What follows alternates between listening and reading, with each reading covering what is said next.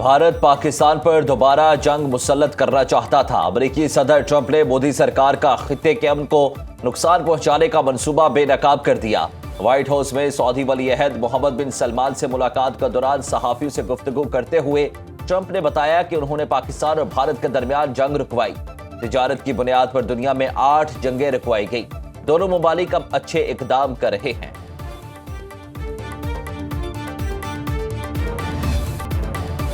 امریکہ سعودیہ تعلقات کا نیا باب، محمد بن سلمان کا وائٹ ہاؤس میں شاہانہ استقبال۔ ٹرمپ نے وائٹ ہاؤس کے صدر دروازے پر خوش آمدید کہا۔ امریکی لڑاکا طیاروں نے سلامی پیش کی۔ دونوں رہنماؤں کی خوشگوار ملاقات۔ امریکی صدر اور سعودی ولی عہد کی جانب سے 1000 ارب ڈالر کی سرمایہ کاری کے اعلانات۔ صدر ڈونلڈ ٹرمپ نے سعودی عرب کو F-35 طیارے فروخت کرنے کا اعلان کیا۔ امریکی صدر نے کہا کہ سعودی عرب 600 ارب ڈالر کی سرمایہ کاری کر رہا ہے۔ محمد بن سلمان سعودی عرب کے مستقبل کے بادشاہ ہیں۔ انہوں نے سعودی عرب میں غیر معمولی اصلاحات کی ہیں۔ ٹرمپ نے کہا کہ ہم نے ایران کی ایٹمی صلاحیت ختم کر دی۔ ایران اب خطے کے لیے خطرہ نہیں ہے۔ محمد بن سلمان نے کہا کہ سعودی عرب امریکہ میں سرمایہ کاری 1000 ارب ڈالر تک بڑھائے گا۔ سعودی عرب ابراہم ایکارڈ منصوبے کا حصہ بننا چاہتا ہے، لیکن اس کے لیے مسئلہ فلسطین کے 2 ریاستی حل کو یقینی بنانا ہوگا۔ سعودی عرب غزہ کی تعمیر نو میں اپنا کردار ادا کرے گا۔ سعودی ولی عہد کا کہنا تھا کہ ہم نے دہشت گردی کے خلاف اہم اقدامات اٹھائے ہیں۔ ماضی میں اسامہ بن لادن نے امریکہ کے ساتھ سعودی عرب کے تعلقات خراب کیے، اب ایسا نہیں ہوگا۔ امریکی صدر نے سعودی عرب کو غیر نیٹو اہم اتحادی قرار دے دیا۔ وائٹ ہاؤس میں سعودی ولی عہد محمد بن سلمان کے احساس میں شاندار اشائیہ تقریب سے خطاب کرتے ہوئے ٹرمپ کا کہنا تھا اب ایران بھی امریکہ کے ساتھ معاہدہ کرنا چاہے گا۔ سعودی عرب 142 ارب ڈالر کا اسلحہ خریدے گا۔ سعودیہ کے ساتھ دیرینہ تعلقات کو مزید مضبوط بنائیں گے۔ 1 سال پہلے امریکہ کی معیشت زبوحالی کا شکار تھی۔ ٹرمپ نے مزید کہا کہ مشرق وسطیٰ میں دیر پا امن قائم کرنے کے قریب پہنچ گئے ہیں۔ غزہ میں سیکیورٹی کی صورتحال پہلے سے بہتر ہے۔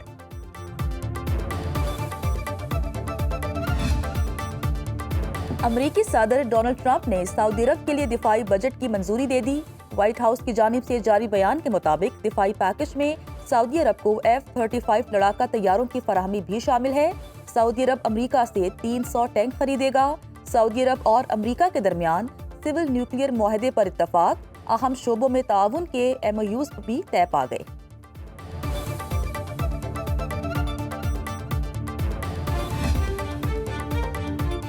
سیکیورٹی فورسز کی خفیہ اطلاعات پر خیبر پختونخوا میں مختلف کارروائیاں۔ ISPR کے مطابق کارروائیوں میں 23 خوارج جہنم واصل ہوئے۔ سیکیورٹی فورسز نے کارروائیاں باجوڑ اور بنوں میں کی۔ ضلع باجوڑ میں سیکیورٹی فورسز کے آپریشن کے دوران خوارج کے سرغنہ سجاد عرف ابو ذر سمیت 11 خوارج مارے گئے۔ صدر مملکت آصف علی زرداری اور وزیر اعظم شہباز شریف کا باجوڑ اور بنوں میں کامیاب کارروائیوں پر سیکیورٹی فورسز کو خراج تحسین۔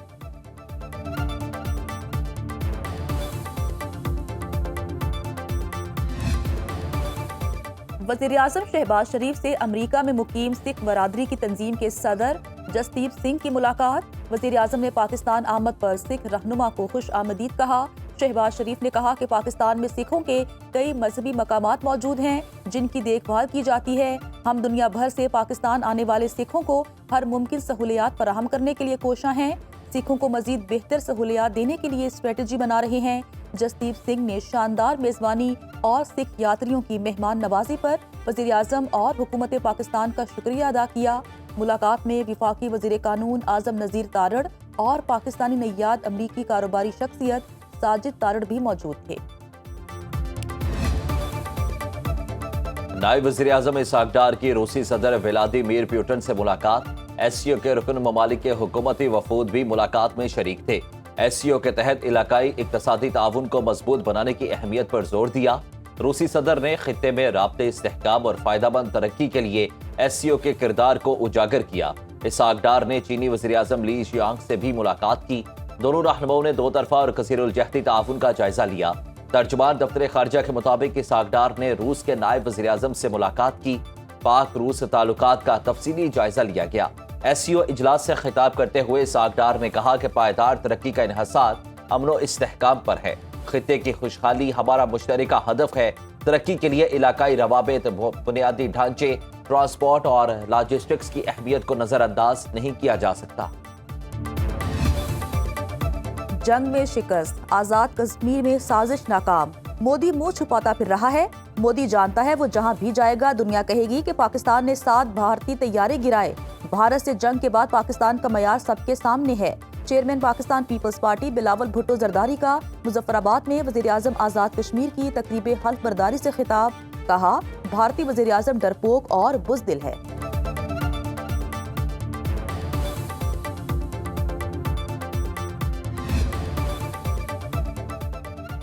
آزاد کشمیر کے نو منتخب وزیر اعظم راجہ فیصل ممتاز راٹھور نے حلف اٹھا لیا۔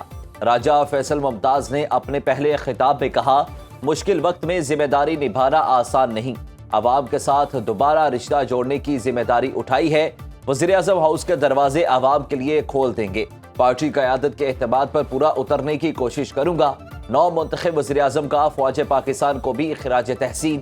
بلاول بھٹو زرداری، فریال تالپور، گورنر خیبر پختونخوا فیصل کریم کنڈی اور گورنر گلگت بلتستان مہدی شاہ کی حلف برداری تقریب میں شرکت۔ وزیر اعظم شہباز شریف کی فیصل ممتاز راٹھور کو ٹیلی فون کر کے مبارکباد۔ وفاقی حکومت کی طرف سے ہر ممکن تعاون کی یقین دہانی۔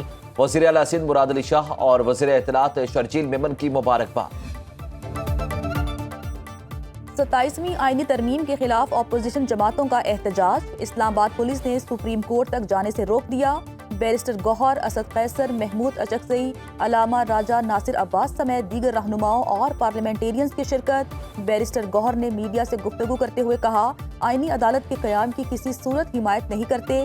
جن ممالک میں آئینی عدالتیں ہیں وہاں صرف آئین کی تشریح ہوتی ہے، یہاں تمام سیاسی اور آئینی فیصلوں کا اختیار آئینی عدالت کو دے دیا گیا ہے۔ 27ویں ترمیم سے توجہ ہٹانے کے لیے حکومت 28ویں ترمیم کی باز گشت کر رہی ہے۔ 26ویں اور 27ویں ترمیم سے کوئی اتفاق نہیں کرتا، حکمران خود کو قانون سے بالاتر سمجھتے ہیں۔ راجہ ناصر عباس نے کہا کہ متفقہ آئین کو متنازع بنا دیا گیا، جمعے کو یوم سیاہ منائیں گے۔ 27ویں آئینی ترمیم کے تحت سپریم جوڈیشل کونسل اور جوڈیشل کمیشن کی تشکیل نو۔ سپریم کورٹ اعلامیے کے مطابق جسٹس جمال بندوخیل سپریم جوڈیشل کونسل کے رکن بن گئے۔ Supreme court practice and procedure committee کے بھی ممبر ہوں گے۔ چیف جسٹس آف پاکستان اور چیف جسٹس آئینی عدالت نے متفقہ منظوری دی۔ وفاقی آئینی عدالت کے سینئر جج جسٹس عامر فاروق کی بطور ممبر جوڈیشل کمیشن تقرری کر دی گئی۔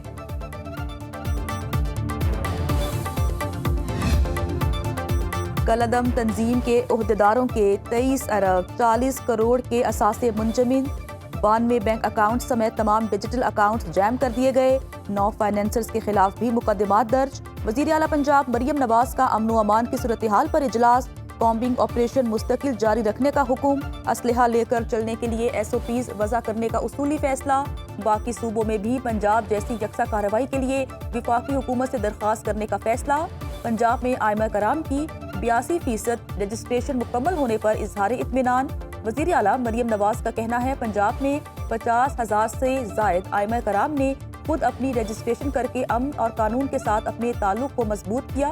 بچے میری ریڈ لائن ہیں، بچوں کے خلاف جرائم میں ملوث لوگ سماج کے ناسور ہیں، انہیں جڑ سے اکھاڑ پھینکیں گے۔ وزارت دفاع کے مختلف منصوبوں کے لیے 50 ارب روپے گرانٹ کی منظوری۔ وفاقی کابینہ کی اقتصادی رابطہ کمیٹی کا اجلاس۔ وزیر خزانہ محمد اورنگزیب کی زیر صدارت اجلاس میں وزارت داخلہ کے لیے 10 کروڑ روپے کی تکنیکی ضمنی گرانٹ کی منظوری۔ بارڈر کنٹرول آپریشنز کے لیے 84 کروڑ روپے کی تکنیکی ضمنی گرانٹ منظور۔ کمیٹی نے گندم کے امور کے لیے خصوصی کمپنی قائم کرنے کی منظوری دے دی۔ سمندر میں تیل اور گیس کی تلاش کے لائسنسز میں توسیع کی بھی منظوری۔